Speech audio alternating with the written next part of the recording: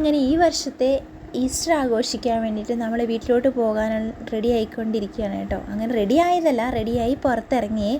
അപ്പോൾ ഇതാ ചേട്ടായി വരാൻ വേണ്ടിയിട്ട് വെയിറ്റ് ചെയ്തുകൊണ്ടിരിക്കുകയാണ്. നമുക്ക് നേരെ പള്ളിയിലോട്ടും പോകണം, എന്നിട്ട് വേണം വീട്ടിലോട്ട് പോകാൻ വേണ്ടിയിട്ട്.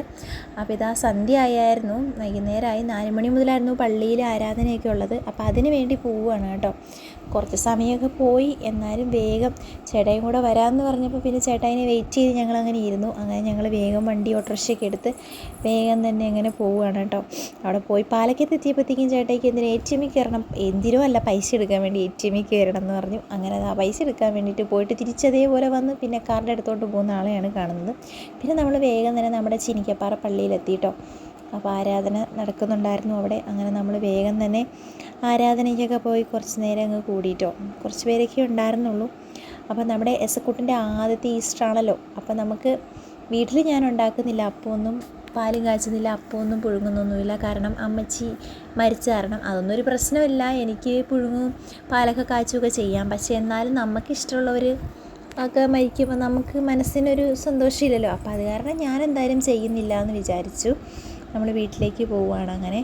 അങ്ങനെ നമ്മളത് ആരാധനയൊക്കെ കഴിഞ്ഞ് നേരെ വീട്ടിലേക്ക് വന്നിട്ടോ. കയ്യിൽ കുറച്ച് പഴമാണ് ചേട്ടയുടെ കയ്യിലിരിക്കുന്നത്. നമുക്ക് അപ്പം മുറിക്കുമ്പം കഴിക്കാൻ വേണ്ടിയിട്ടുള്ള പഴമാണ്. ഞങ്ങളവിടെ എത്തിയപ്പോഴത്തേക്കും മമ്മി ഇതാ അരിപ്പൊടിയൊക്കെ കുഴച്ച് മറച്ചുകൊണ്ടിരിക്കുകയായിരുന്നു കേട്ടോ. പിന്നെ ഞാൻ കൊണ്ടുവന്ന പഴമൊക്കെ എടുത്ത് അവിടെ പെറുക്കി വെച്ചിട്ടുണ്ട്. എസക്കുട്ടന് ഇവരെ അത്ര പരിചയം പോരാഞ്ഞിട്ട് പിന്നെ ഇങ്ങനെ ലോഹ്യപ്പെട്ട് വരുന്നതൊക്കെ ഉള്ളൂ. അപ്പം ചേട്ടനോട് എന്തൊക്കെയോ മമ്മി അവിടെ ഇരുന്ന് ഭയങ്കരമായ കാര്യങ്ങളൊക്കെ പറയുന്നുണ്ട്. അങ്ങനെ ഇങ്ങനെയാണെന്നൊക്കെ പറയുന്നുണ്ട്. ഉണ്ണിയും കുഞ്ഞാമിക്കും അവിടെ ചെല്ലാണ്ട് ഭയങ്കര ബുദ്ധിമുട്ടായിരുന്നു. ചെന്ന് കഴിഞ്ഞപ്പോഴത്തേക്കും അവരവരുടെ പരിപാടികൾ തുടങ്ങിയിട്ടത്. അപ്പോഴത്തേക്കും നമ്മുടെ കരിമാണ്ടി വന്ന് പിന്നെ കരിമാണ്ടീനെ പിടിക്കലും മാതലൊക്കെ. പക്ഷെ അതിൻ്റെ രോമം നന്നായിട്ട് കൊഴിയുന്നുണ്ട്. അപ്പോൾ അത് കാരണം ഇങ്ങനെ എടുക്കണ്ടെന്ന് പറഞ്ഞ് വേഗം പോയി കൈ കഴിച്ചു കേട്ടോ. പിന്നെ ഇതാ ചേട്ടായി കുഴച്ചുകൊണ്ടിരിക്കുകയാണ് നമ്മുടെ ഇഡ്ഡലിയപ്പത്തിനും കുരിശപ്പത്തിനും ഒക്കെയുള്ള മാവ്. മമ്മി കുഴച്ചിട്ട് അങ്ങോട്ട് കുഴ എത്തുന്നില്ല. അപ്പം മമ്മിക്ക് വയ്യാമെന്ന് പറഞ്ഞു. അപ്പോൾ ചേട്ടായിനോട് കുഴയ്ക്കാൻ പറഞ്ഞപ്പോഴത്തേക്കും ചേട്ടായി ഇടിച്ച് പരത്തി കുഴച്ചെടുക്കുന്നുണ്ടാവുക. കാരണം നല്ല സോഫ്റ്റ് അപ്പം കിട്ടുമല്ലോ. അപ്പോൾ അങ്ങനെ ചേട്ടായി കുറേ നേരം ഇരുന്ന് ഇടിച്ച് പരത്തി കുഴച്ച് അങ്ങനെ സെറ്റാക്കി എടുത്ത് കേട്ടോ. അപ്പോൾ ദേ നമ്മുടെ ഇലയൊക്കെ ഇഡ്ഡലിയപ്പവും കുരിശപ്പവും ഒക്കെ നമ്മൾ ഇലയ്ക്കകത്താണ് ഉണ്ടാക്കുന്നത്, വാഴയിലയ്ക്കകത്ത്. ആ വാഴയിലൊക്കെ എടുത്ത് വെച്ചിട്ടുണ്ടായിരുന്നു. അപ്പോൾ ആ ഇലയൊക്കെ എടുത്ത് കൊടുത്തു. പിന്നെ ഇതാ നമ്മുടെ കുരുത്തോലയില്ലേ, ഓശാനിക്ക് കിട്ടിയ കുരുത്തോല എടുത്തുകൊണ്ട് വരാനാണ് എന്നെ പറഞ്ഞു വിട്ടത്. ഞാൻ ചെന്ന ഓല എടുത്തുകൊണ്ട് വന്നു. അവിടെ വെച്ചിട്ടുണ്ടായിരുന്നു ഓലകൾ. അപ്പം ഒരു ഓല എടുത്തുകൊണ്ട് വന്നു. അപ്പോൾ മമ്മി പറഞ്ഞത് മമ്മിയുടെ ഓലയാണ്, പപ്പയുടെ ഓല വെച്ച് വേണം നമുക്ക് ഉണ്ടാക്കാമെന്ന് പറഞ്ഞ് അങ്ങനെ വീണ്ടും തിരിച്ചു പോയി വീണ്ടും മാറ്റിയെടുത്തു. അങ്ങനെ വീട്ടിലെ കാർന്നവരുടെ ഓല വേണത്ര എടുക്കാൻ അതിനൊക്കെ. അങ്ങനെ തന്നെ ചെയ്യാറ്. ഞാനും അങ്ങനെ തന്നെയായിരുന്നു ചെയ്തത്. പാലൊക്കെ കാച്ചിയപ്പോൾ ചേട്ടാടെ വെച്ചിട്ടായിരുന്നു ചെയ്തത്. അപ്പോൾ അങ്ങനെ പോയിട്ട് ഓല മാറ്റിയെടുത്തുകൊണ്ട് വന്നിട്ട് പപ്പയുടെ ഓല വെച്ചിട്ട് ആക്കിയിട്ടോ. അപ്പോൾ അതാ എസക്കുട്ടനും പിള്ളേരും അവിടെ ഭയങ്കര കളിയാണ്. അവനെ ആകർഷിക്കാൻ വേണ്ടി അവർ വാഴയുടെ തണ്ടൊക്കെ എടുത്ത് വെച്ചിട്ട് ബാ ബാ ബാ എന്ന് പറഞ്ഞ് വിളിച്ചുകൊണ്ടിരിക്കുകയാണ് കേട്ടോ.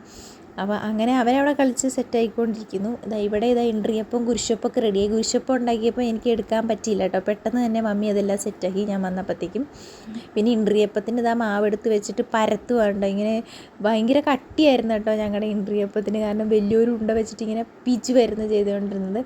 അങ്ങനെ ഇഡ്ഡലിയപ്പമൊക്കെ ഉണ്ടാക്കി. ഞാനവിടെ എന്തോ കൊച്ചിന് കുറുക്കുണ്ടാക്കാൻ കൊടുക്കാൻ വേണ്ടിയിട്ടുള്ള എന്തൊക്കെയോ പരിപാടികൾ ചെയ്തുകൊണ്ടിരിക്കുന്നുണ്ട്. അതിൻ്റെ ഇടയിൽ എനിക്ക് കാപ്പി കുടിക്കാൻ തോന്നി കേട്ടോ.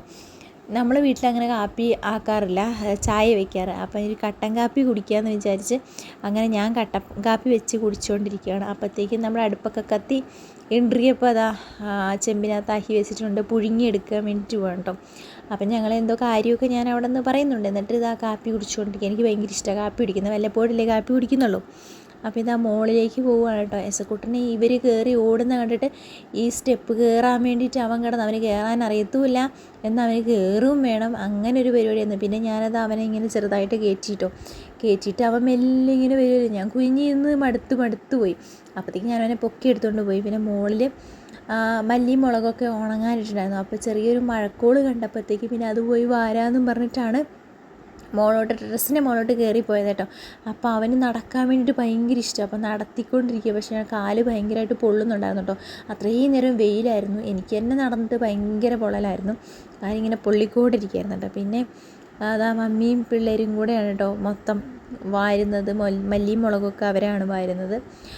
അപ്പോൾ നമ്മുടെ ഇഡ്ഡലിയപ്പത്തിന് വെച്ചേക്കുന്ന അടുപ്പാണ് കത്തി പുക വന്നുകൊണ്ടിരിക്കുന്നത് കേട്ടോ. അപ്പം മല്ലിമുളകൊക്കെ വാരി ഞങ്ങൾ വേഗം തന്നെ താഴോട്ട് പോന്നു. പിന്നെ ചേട്ടായി വന്നപ്പോൾ കുറച്ച് പച്ചക്കറിയും സാധനങ്ങളൊക്കെ മേടിച്ചിട്ട് വന്നിട്ടുണ്ടായിരുന്നു. അതൊക്കെ ഞാനവിടെ ഇരിക്കുന്ന കണ്ടപ്പോഴത്തേക്കും വേഗം ഫ്രിഡ്ജിനകത്തോട്ട് മാറ്റേണ്ടതൊക്കെ ഫ്രിഡ്ജിനകത്തേക്ക് എടുത്ത് മാറ്റുവാണേ, അല്ലാത്തതൊക്കെ എടുത്ത് അപ്പുറത്തെ കൊട്ടയ്ക്കകത്തേക്ക് മാറ്റുക. അങ്ങനെ ഞാൻ ഫ്രിഡ്ജിലേക്കൊക്കെ എല്ലാം എടുത്ത് പെറുക്കി മാറ്റിയൊക്കെ വെച്ചു. പിന്നെ നമ്മൾ വേഗം തന്നെ പാല് കാച്ചാൻ വേണ്ടിയിട്ട് പോവുകയാണ് കേട്ടോ. പാല് കാച്ചി കുറച്ച് നേരം ആയായിരുന്നു.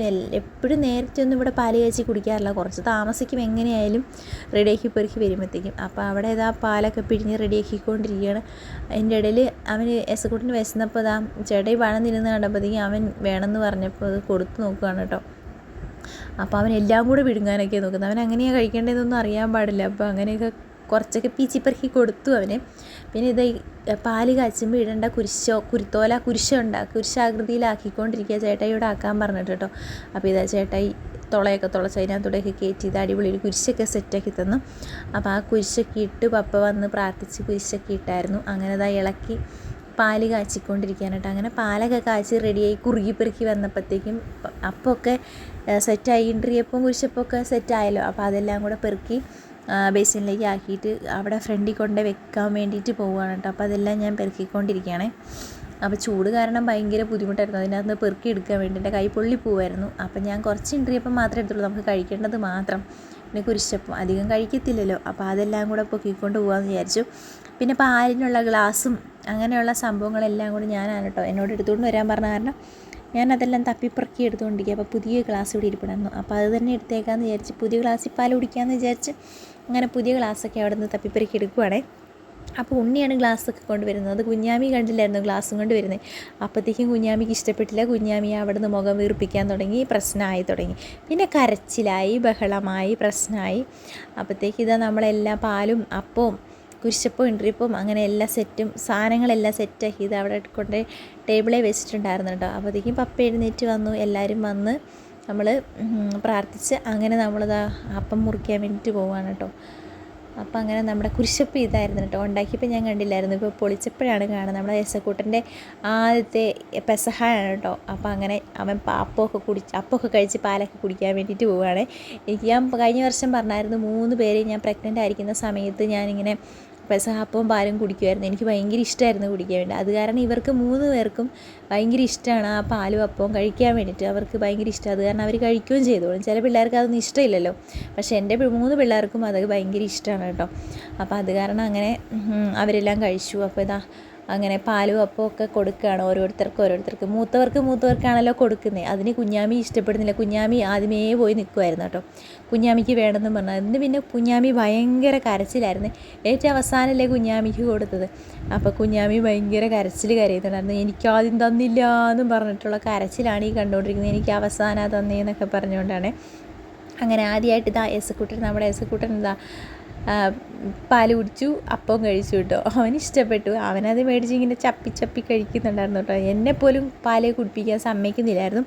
അടിയും കച്ചറയും എല്ലാം കൂടെ അവൻ്റെ വായിലോട്ട് വെച്ച് കൊടുക്കാൻ വേണ്ടിയിട്ടുള്ള പരിപാടികളൊക്കെ ആയിരുന്നു. അവനത് എന്നാ കാണിക്കേണ്ടത് പോലും അറിയത്തില്ല. എന്നാലും അതെല്ലാം വാരിപ്പറക്കി കുടിക്കണം, തിന്നണം എന്നൊക്കെയാണ് അവൻ്റെ ഒരു ആഗ്രഹം. എന്നിട്ട് ലാസ്റ്റ് വിക്കിപ്പറക്കി പോവുകയും വേണ്ടി ചെയ്യും. അപ്പോൾ അവന് അതെല്ലാം കൂടെ പീച്ച് വരുന്നു, കയ്യിലിട്ടിട്ട് ഇങ്ങനെ എല്ലാം കൂടി ഇങ്ങനെ പീച്ചിപ്പറക്കി അളിച്ച് ഇത് എന്താ സംഭവം എന്നാണ് പുള്ളി ഇങ്ങനെ നോക്കിക്കൊണ്ടിരിക്കുന്നത്. എന്നിട്ട് കയ്യിലൊക്കെ ആക്കി പീച്ചിപ്പറക്കിക്കൊണ്ട് ഇങ്ങനെ ഇരിക്കുക. അതിനൊക്കെ ഭയങ്കര ഇഷ്ടമായിരുന്നു കേട്ടോ. പിന്നെ ഞാനും അപ്പമൊക്കെ കഴിച്ചു, കുരിശപ്പം കഴിച്ചു, പിന്നെ പാലൊക്കെ കുടിച്ചു കേട്ടോ. അപ്പോൾ പപ്പ കുഞ്ഞാമീനെ സമാധാനിപ്പിച്ചുകൊണ്ടിരിക്കുകയാണ് കേട്ടോ.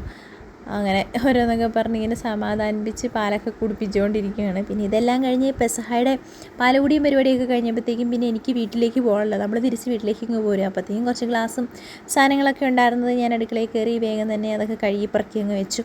എന്നാൽ പിന്നെ ആ പണി കഴിഞ്ഞല്ലോ, അതിന് വേണ്ടിയിട്ട് ബുദ്ധിമുട്ടുണ്ടല്ലോ എന്ന് വിചാരിച്ച് പിന്നെ വേഗം തന്നെ കഴുകി പറക്കി വെച്ചു കേട്ടോ. അങ്ങനെ നമ്മൾ പെസഹ ആഘോഷമൊക്കെ കഴിഞ്ഞ് അപ്പം മുറിയൊക്കെ കഴിഞ്ഞ് നമ്മൾ നമ്മുടെ പലക്കയം വീട്ടിലേക്ക് പോവുകയാണ് കേട്ടോ. അങ്ങനെ നമ്മുടെ ഈ വർഷത്തെ നമ്മുടെ പെസഹ പാലൊക്കെ കുടിച്ച് പെസഹ അപ്പമൊക്കെ കഴിച്ച് അങ്ങനെ ആദ്യമായിട്ട് എസക്കൂട്ടൻ്റെ പെസഹ അപ്പം മുറിച്ചു കിട്ടും. അങ്ങനെ നമ്മളിതൊക്കെ പറഞ്ഞ് അവരോട് ടാറ്റയും ബൈ ഒക്കെ പറഞ്ഞ് അങ്ങനെ നമ്മൾ വീട്ടിലേക്ക് പോകുന്നേ.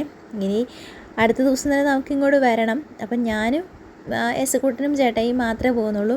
പിള്ളേരും പോന്നു. അയ്യോ, പിള്ളേരും പോകുന്നായിരുന്നു കേട്ടോ. ഞാൻ മറന്നുപോയി, പിള്ളേർ പോകുന്നില്ലെന്നാണ് ഞാൻ വിചാരിച്ചത്. പിള്ളേരും പോന്നേ.